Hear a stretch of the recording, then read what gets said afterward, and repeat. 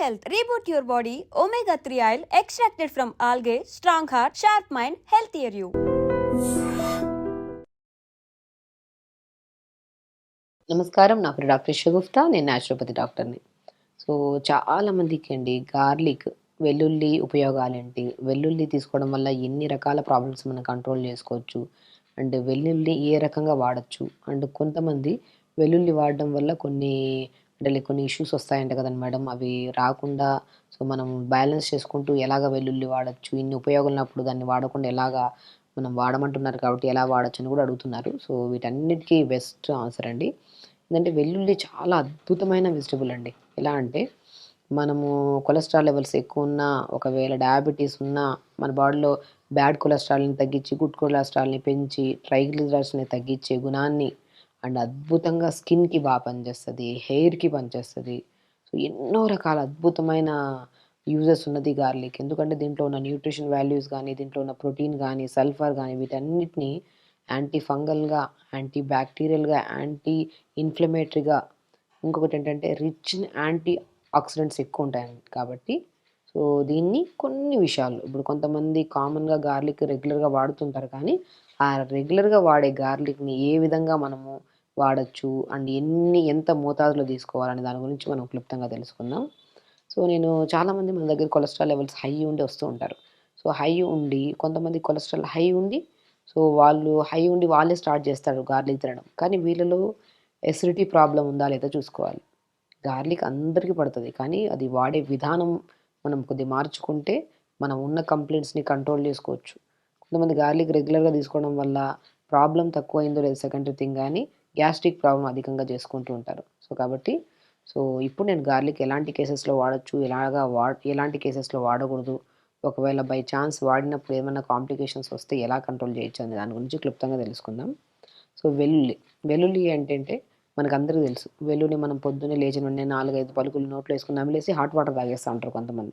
దానివల్ల heart burn ఒకటి, acid reflexes ఎక్కువ, మౌత్‌లో నుంచి ఒక ఒక క్లమ్జీ స్మెల్ వస్తూ ఉంటది. ఈ వెల్లుల్లిని అలా వాడకుండా వెల్లుల్లిని మనము 3 రకాలుగా వాడొచ్చు. ఎలా అంటే వెల్లుల్లిని మంచిగా దోరగా పల్చగా స్లైసెస్ కోసేసి ఎండబెట్టేసి పౌడర్‌గా చేసుకోమంటుంటాను. గార్లిక్ పౌడర్ అంటుంటారు. ఇప్పుడు మాక్సిమం బయట కూడా దొరుకుతుంటది. ఆ గార్లిక్ పౌడర్‌ని ప్రతి కూరలో నేను వేయమంటుంటాను. మనం ఇంటేక్ పచ్చిగా తీసుకుంటేనే కొలెస్ట్రాల్ తగ్గుతదని ఏం లేదు. పచ్చిగా తీసుకోవడం వల్ల మౌత్‌లో నుంచి స్మెల్ రావడము, గ్యాస్ ఎక్కువైపోవడము, చెస్ట్ దగ్గర మంట పుట్టడం జరుగుతుంటది.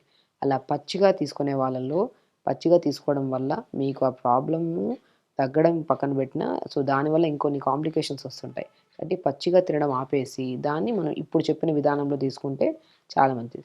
వెల్లుల్లి పౌడర్‌లాగా ఫార్మ్ చేసుకొని ఆ పౌడర్‌ని కూరల్లో గానీ వెల్లుల్లిని డ్రై చేసి పౌడర్ చేసుకుంటాం కాబట్టి మనకి హాట్ వాటర్‌లో కలుపుకొని తాగితే పొద్దున పూట అది మంచిది. అదే పచ్చిది తీసుకునే బదులు.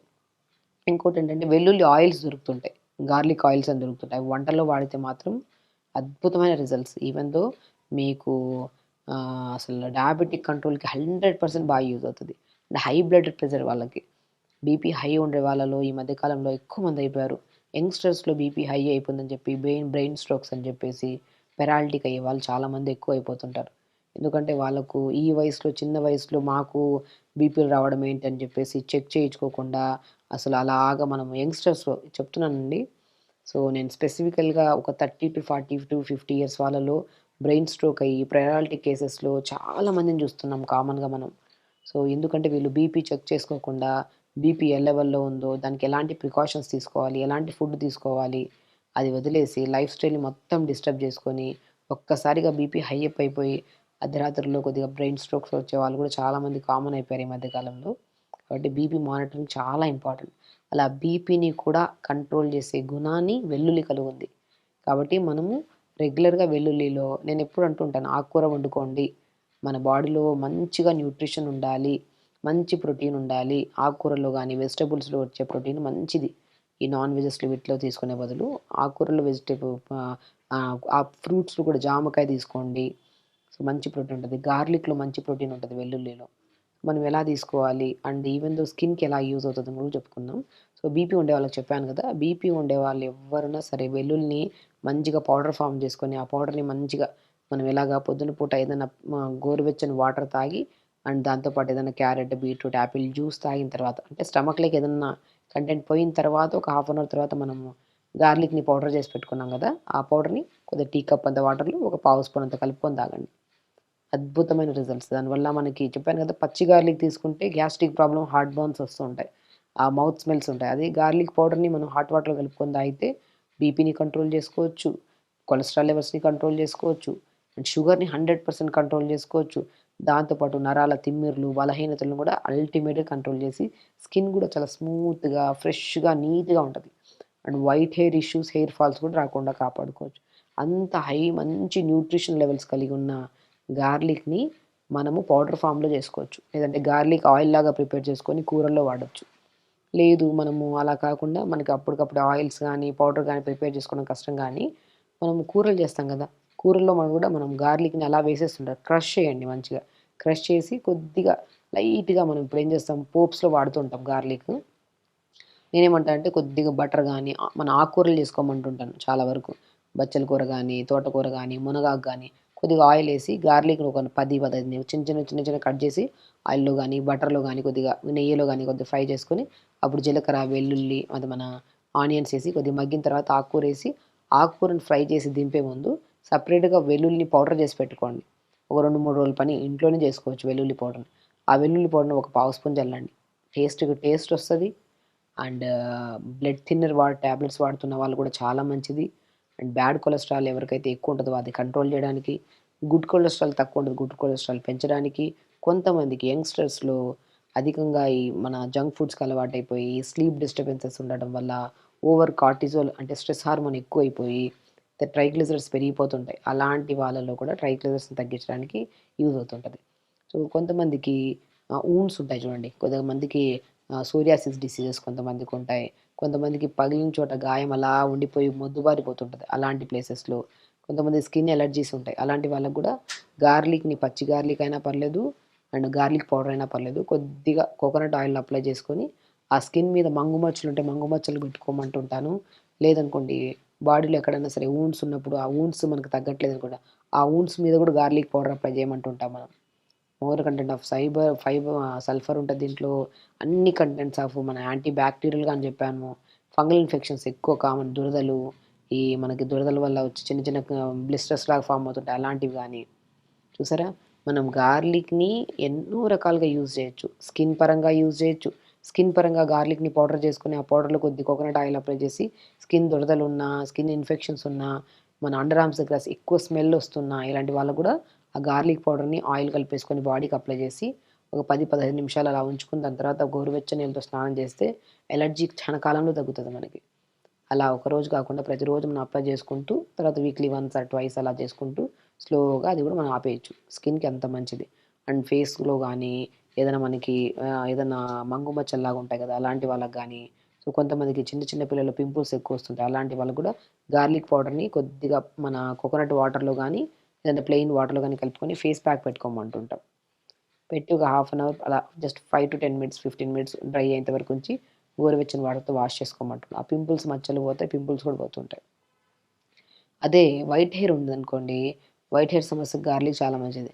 గార్లిక్ స్కిన్ కొద్దిగా, ఆనియన్ స్కిన్ కొద్దిగా, కొద్దిగా మెంతులు, మన కలోంజీ సీడ్స్ అంటారు. ఆనియన్ సీడ్స్ అవి, కొద్దిగా కరివేపాకు వీటిని కోకోనట్ ఆయిల్‌లో వేసి ఒక 10, 15 నిమిషాలు సిమ్‌లో ఉంచి వేడి చేసి, దాని తర్వాత ఆ ఇంగ్రీడియెంట్స్‌ని తీసేసి, అలా ప్రిపేర్ చేసిన గార్లిక్ స్కిన్ విత్ ఆనియన్ స్కిన్‌తో చేసిన ఆయిల్‌ని తలకు పెట్టుకోవడం వల్ల హెయిర్ ఫాల్ కంట్రోల్ అవుతది.